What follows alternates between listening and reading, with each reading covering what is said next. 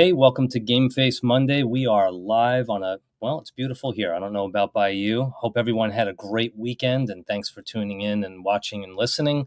As always, Mr. Richie Bello has me by his side, and we have back on the show, and we're very excited to have Wendy Reeves, who is a founder and CEO of BDC Angels and the human side of AI. And we always get a lot of great inside details and looks at the industry from her.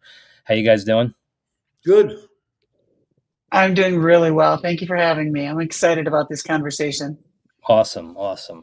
And we're going to be digging in quite a bit today about how if we want to have successful campaigns and we want to pump information out there to the public and pull in new business, new leads and such, or contacting the old as well, our current customer base, what is that blend between AI and the human experience? And we know Wendy has definitely a lot of inside details on that. Before we get rolling on the show, though, we're just going to take a quick break to check in with Shop Smart Autos on our VIN retention report. Digital marketers, are you ready to give your clients an edge in the competitive auto market? Well, you can with the VIN retention report from Shop Smart Autos. This powerful tool doesn't just track the vehicles that dealerships sold or held onto, it shows where cars went, whether other dealerships, auctions, or private sales. And it does it fast because it does it with VINs. With this data, marketing agencies can create tailored campaigns that directly address these weaknesses. It's one thing to win new customers with great creative or lower prices per click, but it's a totally new ballgame when you can target each click and new customer with powerful data. As affordable as a radio spot, but far more effective. Help your clients win with the VIN retention report from Shop Smart Autos. All right, we are back, and that was our VIN retention report from Shop Smart Autos, the number 4dealers.com. And we know that's like one of the most powerful tools out there to be able to track the customers you're holding on to, the ones that you've lost, but also seeing where they went. And that is something unseen. So, Richie, before we dive into the world of AI and the BDC, what are you seeing right now out there when it comes to lead generation and how things are going with Shop Smart Autos and VIN-specific leads that are never shared? Well, here's what the thing is, Lou. So let's talk about that a minute. So obviously we know that the market is really hurting. How? When I start getting phone calls that they want third-party lead generation, right? And why is that? What's going on in the market? Either what they're doing in Google is not working, or what they're doing on Facebook, it's not working as far as an acquisition is concerned, right? The cost that is for them, it's too much money. So when I get more than two dealerships calling and saying, I'm interested in your leads, right? Mm-hmm. Then I got to start thinking, okay. So the interested in the lead generation is I would like to really turn on the lead generation, do it right, right? So I would like to get them the appointments, right? Their BDC handling the lead generation is what I call a total disaster. Okay. So having a professional like Wendy in my corner, she can handle the appointment setting. And that's what I'm looking to do with lead generation, because it's like we can take those leads, but we can also take your leads, Mr. Dealer, and nurture them. So the combination. So let's talk about what ShopSmart did while we've been, like I would say, people say, you're a ghost. Well, let me just tell you what we've done. So let's say Wendy has ABC Motors, right? her average, she's got her inventory, her used car inventory. She has 200 used cars that are aging over 120 days, 150, 160. I'll take that inventory. It's another solution that I have, and start generating leads for you. So instead of you going to the auction, right, you get the leads to sell those cars, right, in your showroom, right? Bring in a person in like Wendy, right? Which, just let me say something. Wendy's my friend a long time. Throughout the years, we got a partnership and all that. So, Wendy's product, I know really well, and I know Wendy really well. And Wendy's amazing at what she can do, especially with that lead generation thing that we have now, and focusing on getting the customer as an appointment into your showroom, putting that body in your showroom, right? If you look at Wendy, how she scaled into the world of AI and how she scaled into all this stuff, she really knows how to generate the appointment setting. We know how to generate the leads. So it's a perfect match. And not only that, and she has the ability of nurturing the leads. Let me talk about this nurturing. There's a lot of people there that's saying nurturing. Okay. That's a pretty big keyword. If you go to Spyful and look up the keyword nurturing leads, it's one of the toppest. By the way, that's a top keyword on Google. Okay. Because you know that Google went from ABC Motors to the long end keywords and all that. So now people are putting like a paragraph on Google, right? So this is a big thing now. Now, let me just go over that a minute. That's important because nurturing, how are they nurturing? Are they nurturing it through text and email? SMS, all digital?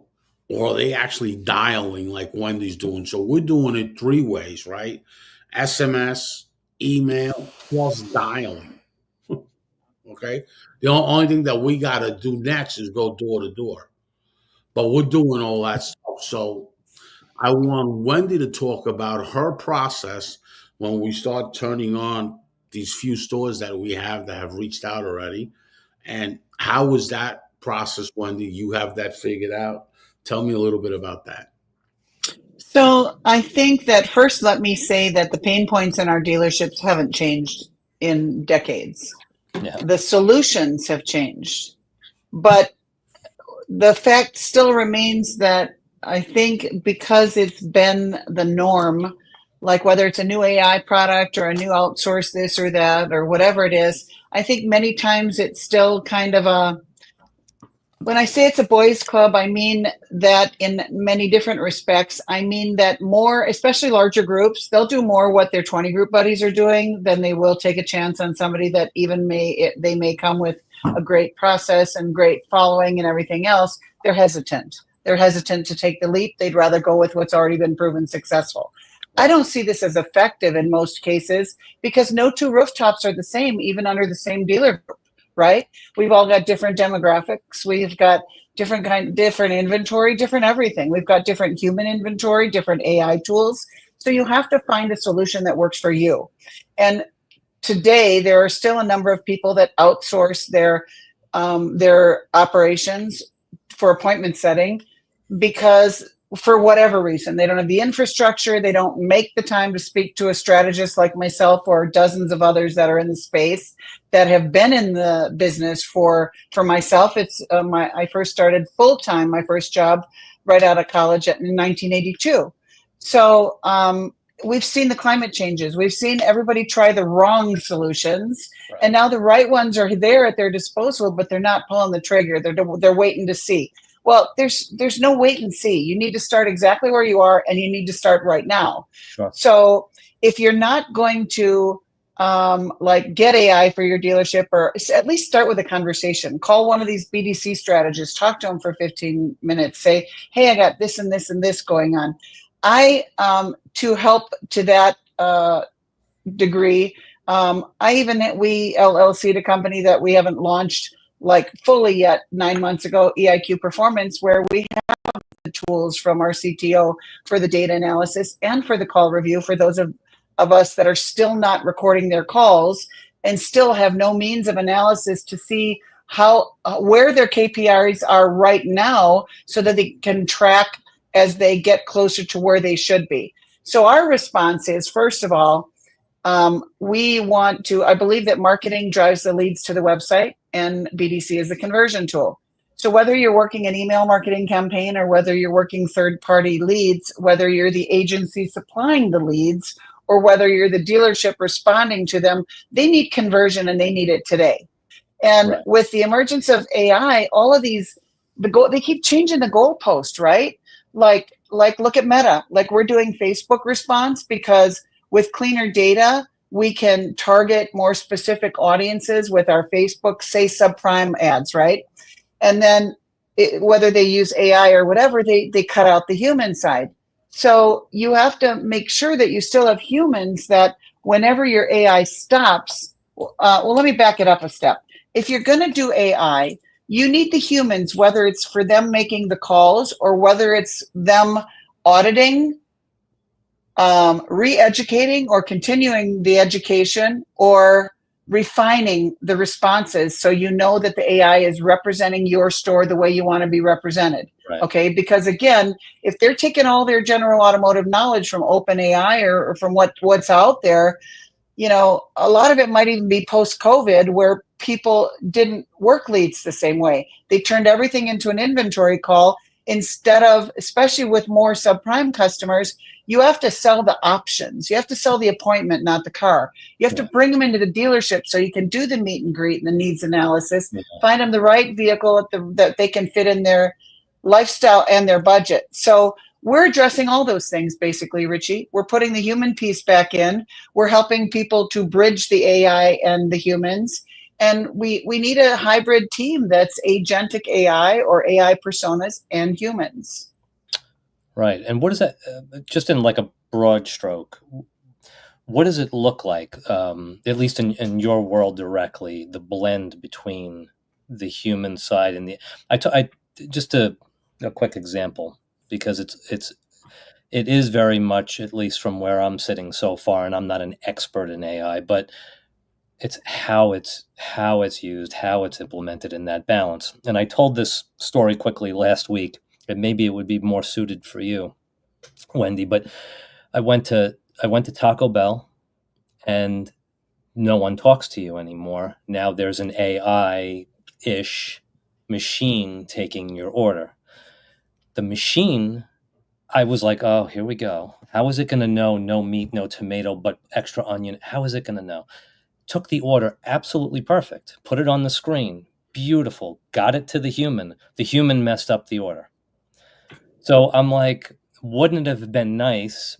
And maybe I'm way too advanced in my head because I'm, I don't know, I've been watching sci-fi movies my whole life. But wouldn't it be great if a human spoke to me, like a human being on the machine, on the taking the order, but the camera system in the store understood the receipt and it was beaming down and telling the human, you forgot the tomatoes, like using it in a way that makes sense without cutting out the whole human interaction and then getting it wrong anyway, because the human's going to be messed up in the end.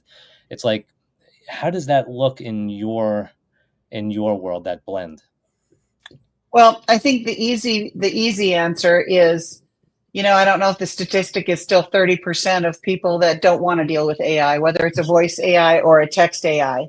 So we have to be immediately at their disposal so that if they want to bounce from the AI, hey, I want to speak to a human, then it comes to my team or whoever's team. Then it comes to your humans. If the dealership knows how to convert them and they're going to be there to grab that call while it's live, and convert it immediately, you have to have the humans available, because here's the thing, whether we have AI automating things, because what we want AI to do is we want AI to automate those things in a workflow that can be done more accurately and more efficiently by AI, but that we're not going to cause a kink in the armor or in the customer experience. So a lot of people like they're futuristic and they're progressive and they like to work with AI as long as the AI takes them to the end of their journey to accomplish the goal of their phone call or their internet submission, right? That it reads the comments, that it addresses what they're looking to do. Whether we're doing it with AI or our humans, the fact remains we need to listen to our humans and meet them where they are, not where we are. So that said, that means have a human instantly available, because what's happening here is a lot of the tools, what they're doing is they're doing the voice AI or take the service schedule, for example, whether it's text or voice. If they don't want to talk to the humans, then what happens many times? They'll route the call to that same service advisor phone that never does the callbacks. They're too swamped. And if we're increasing traffic with the addition of AI, now they've got more of a likelihood that they're not going to respond to the voice messages, or their voicemail is full and the customer can't even leave. Then the AI becomes a Band-Aid and not a solution by any means. And you revert back to the original problem anyway. Right. So the point is I think that the same as with salespeople, why we now set appointments for managers instead of salespeople. We have to listen to the comments. We have to let the customer come in when they want to come in, when it works for them. Now, what the beauty of AI many times is, take your communities like a farming community where people are up on their expensive farming equipment, dairy communities at 3-4 in the morning, and they're playing on their devices and they're making their appointments and stuff like that. Well, wouldn't that be nice if that was available 24/7 and they could handle their business when it was convenient for them to handle their business? Right. And I've got agents globally. So if they hit 3 a.m. and they don't want to speak to the AI and they want a human, boom. Thanks for calling ABC Auto. My name is Wendy. Looks like you were having difficulty setting your appointment. Let me help you. Right.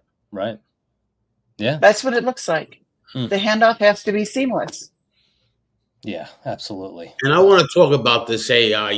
Wendy, I'm in New York right now, and I went somewhere to a company that is building the real AI. So obviously I'm there because of the data, right?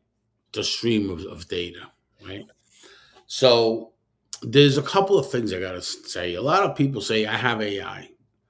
And they're telling their people, talking about confusing people.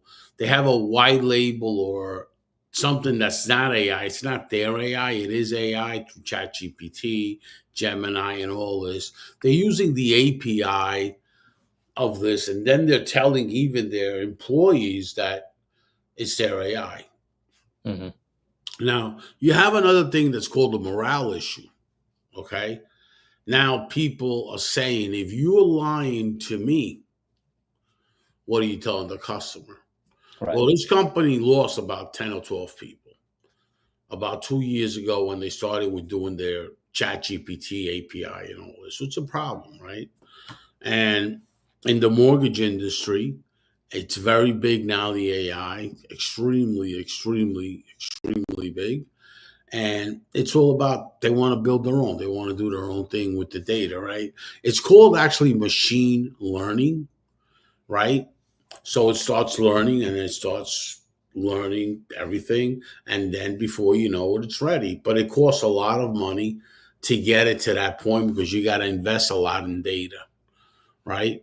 So ChatGPT already has it. So if you have their API, but don't understand something, by you having ChatGPT, you're never going to get that data because that data is already there. It's their data. They're not going to share that with you so you build your own stuff, right?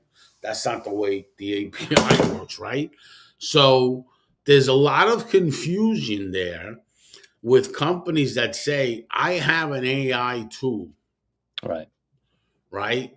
Well, here's what the problem is me. Let's say you're selling me that AI tool.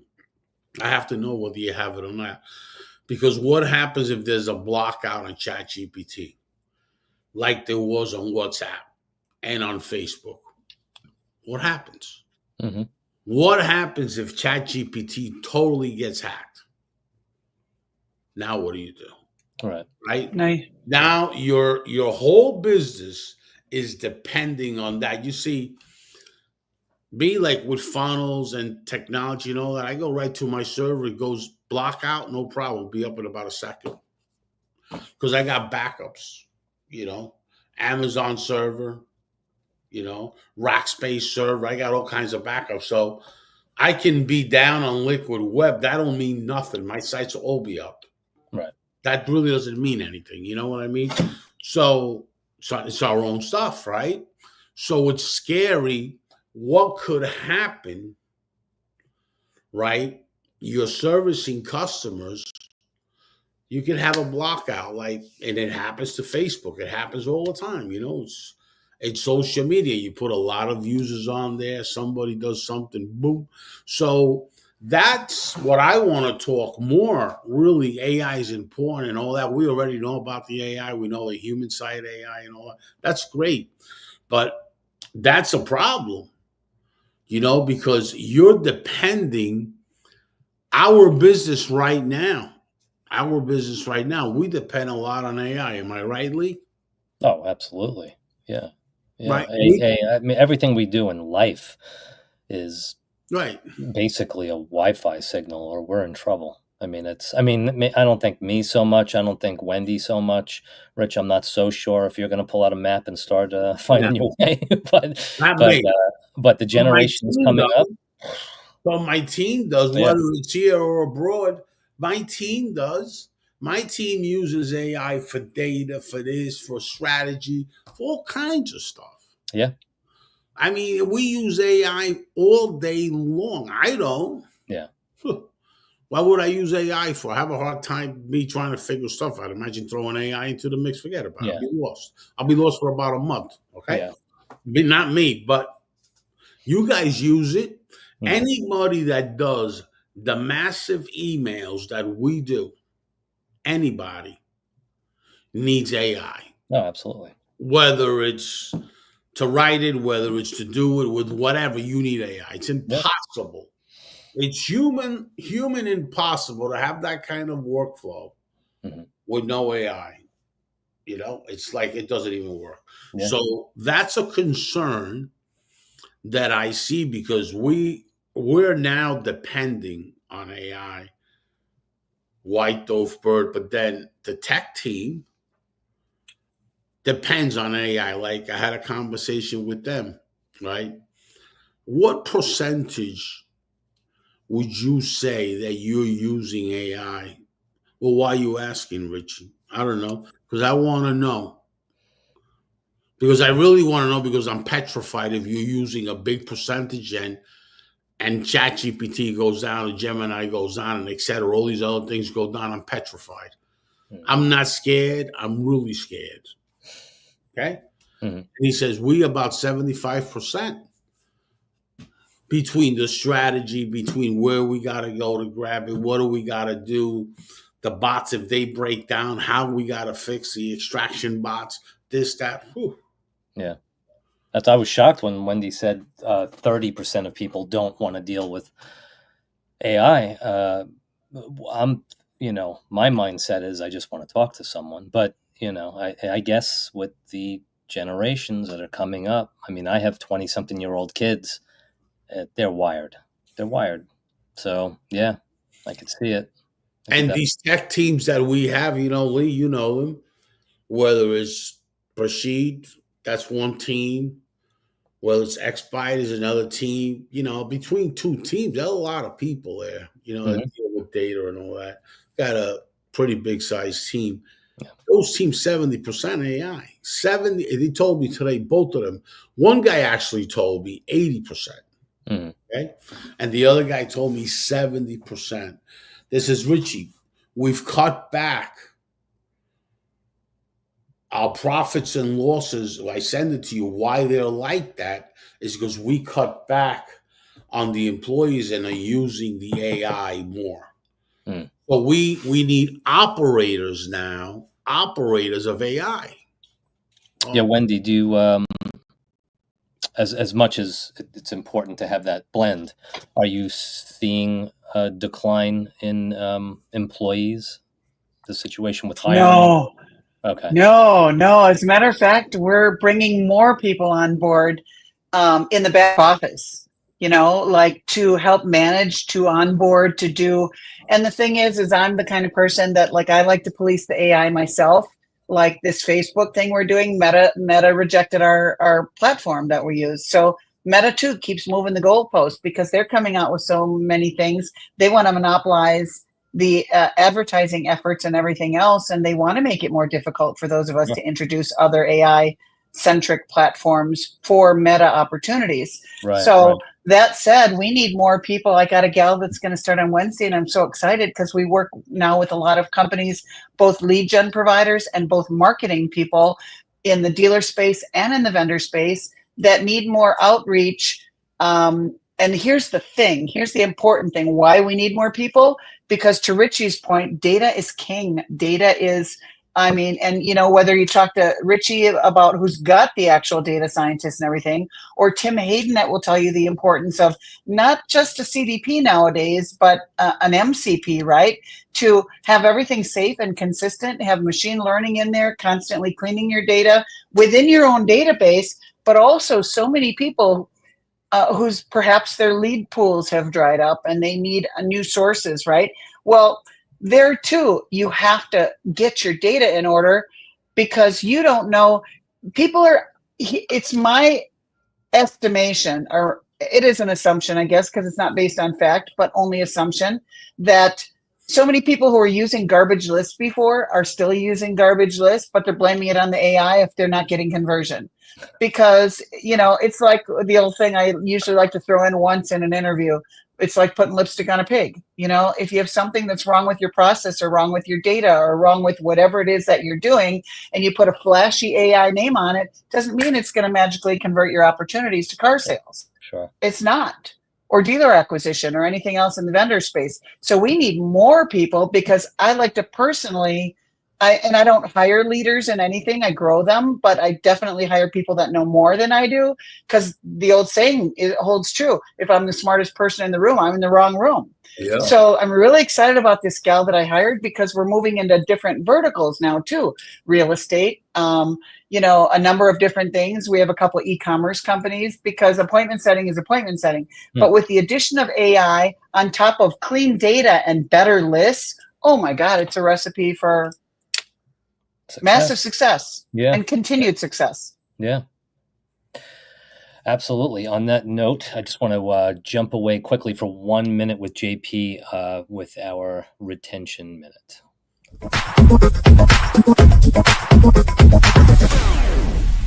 Three silent killers of retention at your dealership. You want to know what's quietly costing your dealership thousands every month? Number one, no post-sale contact strategy. You make the sale, then ghost the customer until a trade cycle or service interval. Too late. Number two, disconnected departments, sales, service, finance, all running different plays with no coordination. Number three, generic messaging. It's time for service. Does not cut it anymore. Your customers want personalized value, not automated noise. The fix, a retention platform that unifies the entire customer journey. Finance, service, warranty, even accessories, and keeps customers engaged long after they drive off the lot. Now, guys, most dealers miss this. Don't be most dealers. I'm JP with Vinsight. You sell them, we keep them coming back.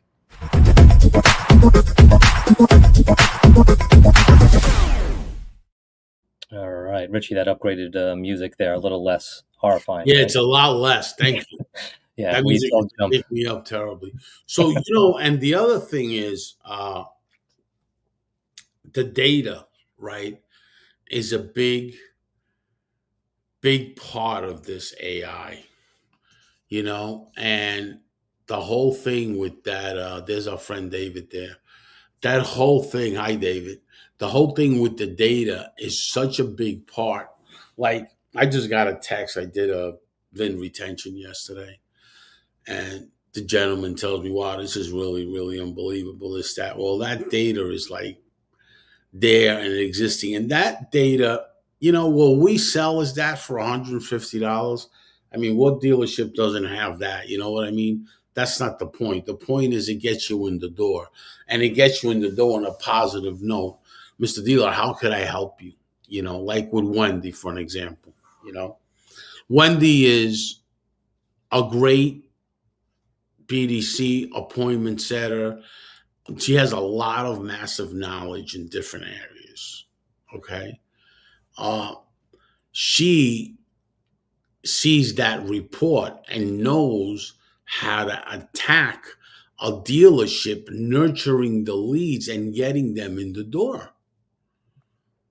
And just getting people in the door, because at the end of the day, that's where it is, And without the data, and it's all about the data, Richie. Yeah.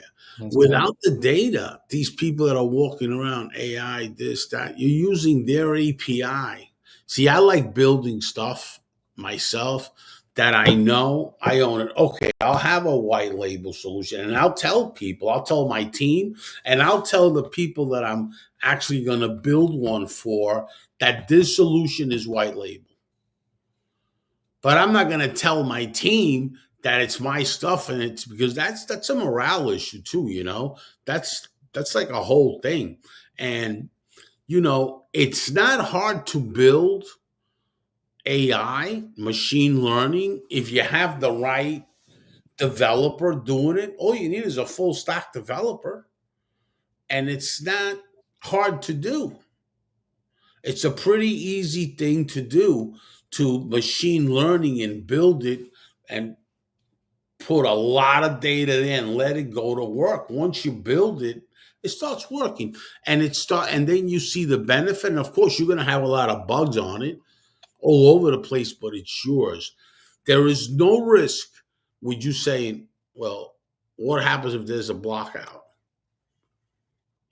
When you have systems like ChatGPT and Gemini, they could be blockouts like that.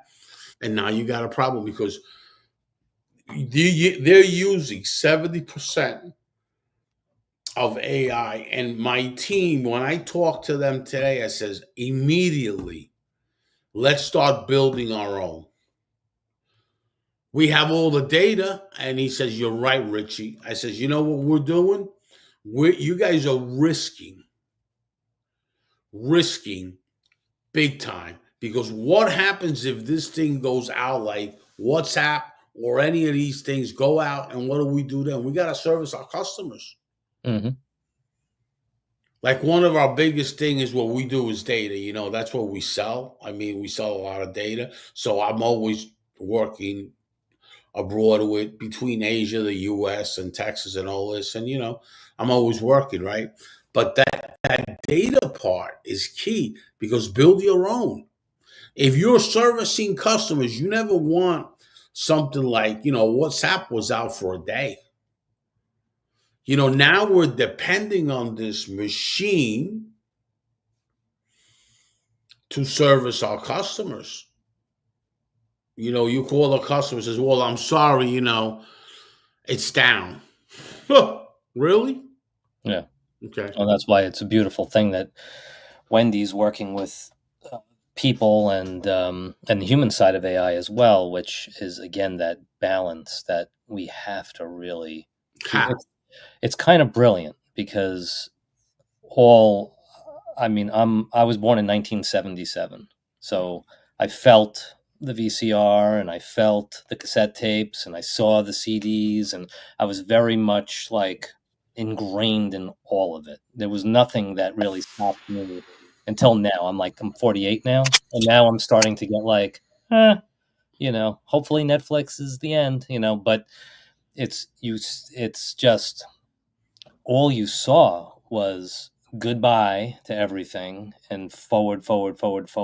It's nice to see, people like Wendy and the human side of AI, even just the name, the human side, putting a halt to things a little bit and just finding that blend. Because when, God forbid, an EMP went off over this country or something, and we had to just make some phone calls a month down the road or whatever the heck, it's Wendy can flip a switch and her BDC can be making calls, and the humans are there to save the day. When the machine learning, everyone says AI, and I know we've hijacked that term, but when the machine learning stops, we need humans.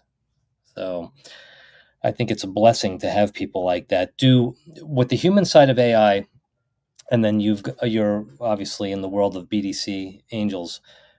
Do you? I know when we left off last time, I believe it was it weekly or monthly meetings you were holding? This is off the top of my head.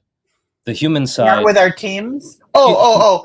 So what we're doing is every other Monday, like this will probably be today's episode. What we've been doing is every other Monday we do a recorded episode at 11 a.m. Eastern, Okay. some sort of 30-minute with takeaways, with actionable items. And then on the off weeks, we're still doing our 1 hour Clubhouse room at 11 a.m. Eastern on Clubhouse. And our audience is growing. But to that point, if you look under my photo, it says www.thehumansideofai.com. We have, if you go to that and join our community, and the top right, it'll say Meet the Founders. We have 14 people in varying roles across our industry. Everything from Tim Hayden with Brain Trust Partners, Russell Hill with Fixed Ops Marketing. Dave Rosek is in the audience, is kind of an honorary member. We've got dealer people. We've got April Simmons of Horn. We've got Martha Alvarado in California.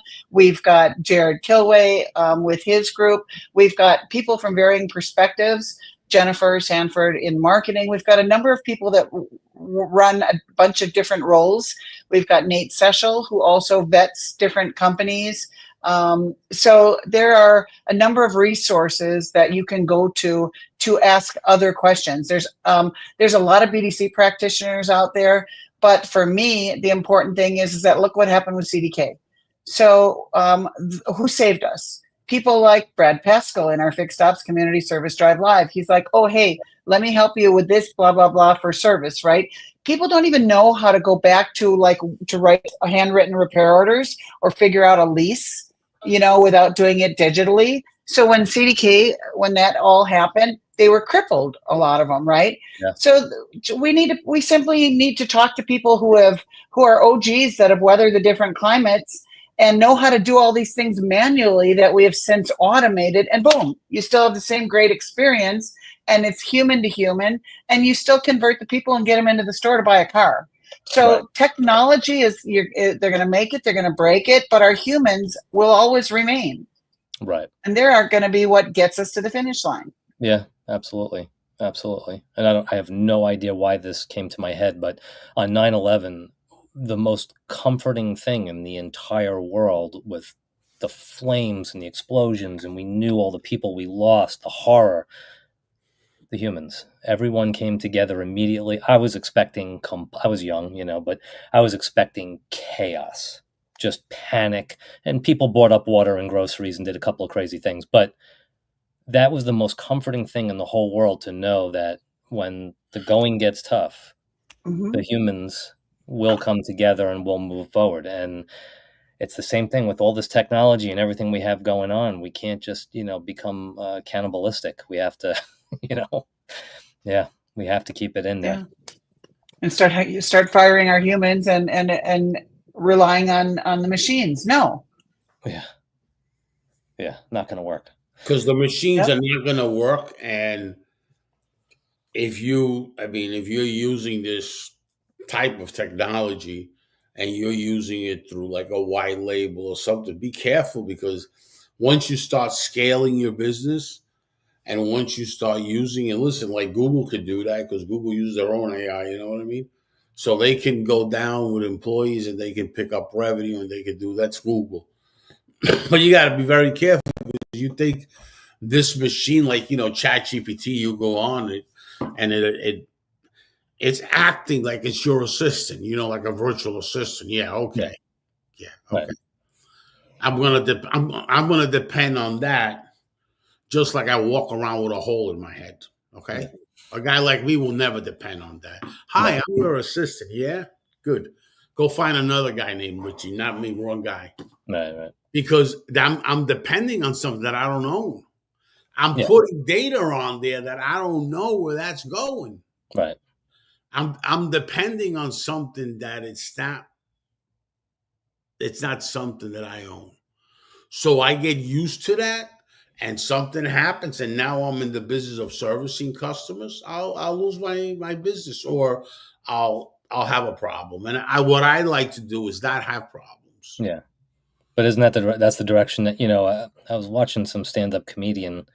This was like a half a year ago, but he said something along the lines of, in the 70s and the 80s and 90s, we were like, don't ever, kids never talk to strangers. Don't ever get into someone's car. Don't, now every Uber pulls up to your house with a total stranger in it. And you're like, all right, I'll hop right in, and it's the same thing with, this AI, ChatGPT. People are pumping all their personal photos into it. They're pumping business numbers into it and saying, hey, formulate this and make it better for me. And it's wildfire the way we're just jumping right in. It's interesting. And just to let you know, ChatGPT, because they share the API, you talk about an open source. Yeah. I mean, there's people that can get in there in their sleep. Yeah. As you're sleeping, you're in there. You're putting all your pictures, all kinds of stuff on there. And it's so easy to grab your stuff in about 2 seconds. Yeah. Because they have a really open API. Yeah. Do you know what that means, right? That means forget about it. You don't even have to hack it. You don't even have to hack it. You just go in, boom, take everything out. It's a portal. There's no even hacking situation there. Yeah. You don't have to hack it. Yeah. Because they're so open API that anybody can get in there, in and out of there, and boom, see you later. Yeah. Yeah, it's funny how things have changed. 25 years ago, you would say, I don't talk about who I vote for. And now we're putting our resumes and all of our personal information into everywhere, the land of machine learning. Yeah. Everywhere. And you're putting it on ChatGPT. There's people that are, by the way, there's people that are uploading their medical records up there to find out what it means. Wow. Listen, guys, go to your doctor if you want to find out what your medical records mean, okay? You're uploading your medical records? Yeah. Up on ChatGPT. Oh, Richie, you know why I did that? Because I want to know what it means. I says, excuse me, I got to walk away now. I came back, I says, you know how I am, right? Are you retarded? Why wouldn't you go to the doctor to get your information? Everybody has that information now. Yeah. Your medical records are something that's secure. Why would you do that? Oh, well, I thought it was a good idea. Well, yeah, that's a great idea. Now you got the medical records. You know how it shows you, Richard Bello, it shows you your social security number too. He uploaded everything. So the machine would teach him what he's reading, and he can ask questions. Wow. I would just go to my doctor and say, doctor, explain all these numbers to me. Explain this, cholesterol, this, right? Everything you want to know. And the doctor will explain it to you. You would hope. Oh, go look up what the average, but they're all young. They're all in the 30s. That's what it is. Yeah. They're all young. So I says, all you got to do is say, what's the average cholesterol? What's high and what's low? You don't have to upload your entire medical record up there. Yeah. I saw a YouTube that says that we shouldn't be uploading files. This happened a while ago, maybe 6 months or a year ago, to any of these AI softwares. Sure. That we shouldn't be uploading our files, our personal files. Right. Because it goes out worldwide. Yeah. Yeah. Are you educating people on that, Wendy, on this kind of stuff? Oh, of course. Like the BDMs that I work with my train the trainer stuff.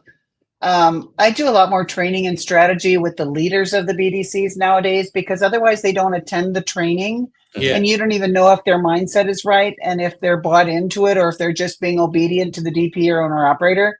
Right. So I teach them, I say, look, I can show you this and this and this, and I show them how to create their own ChatGPT Pro, so that if they do anything at all, like for first day lead response or anything like that, they're going to use their own proprietary information. They have to make sure they're doing it at a level of the AI where the stuff's not going to be out on OpenAI. Right. And we don't even know where that's going to end up. We know where it lives today, but that's why you need to be progressive in everything, because you need to, excuse me, somebody wanted to come on camera, so sorry about the distraction. No. But It's threw okay. me off. The point is, you have to be careful, and I tell them, or like, I was talking about how, like if you want ad copy or you want this or that, don't put it out on OpenAI. Talk to somebody who knows. Get some coaching before you do any of that, even if it's one of the people on our human side of AI. And also, don't go to just any random somebody on the internet that's talking about AI, because most of their stuff might be coming from, Claude or whoever. So you have to make sure that you talk to somebody that knows, because otherwise your competitors are going to be able to get all your information, and there goes your value proposition. If you had something niche that was better than the guy down the street, and now all of a sudden they start getting you all your customers because you put your marketing stuff on OpenAI. Right. So there are a lot of challenges out there. You have to make sure you talk to somebody who knows. Yeah, absolutely. It's a scary thing because the AI came in, the enthusiasm was great, but now there's a few little things that you got to be careful with. Oh yeah. Not a big deal. It's all positive. It's just a little few things that you got to pay attention. Like these marketers are using a lot of AI, and sometimes when you use it a lot, right, it's giving you more or less the same content, right? So you got to be careful with that. I've seen a lot of marketers use it so much, and then it's the same type of content. So sometimes you're making it for somebody, and it gives you the same content for the other guy because it's all the same. It's your branding, right? So you got to be careful that it's not the same, and you got to say original content, original copy. You know what I mean? And that's very important. And I've talked to a lot of other marketers, that always police the content and make it their own before they post it, because that's the differentiating factor. A lot of it may be really great content and really timely, but you have to make it your own. Like, I've never used AI to create a post. Someone was suggesting I do, and then I just Wendy-ize it. But I'm usually spontaneous, and I don't edit stuff and all that, so it's just easier for me to turn on my video.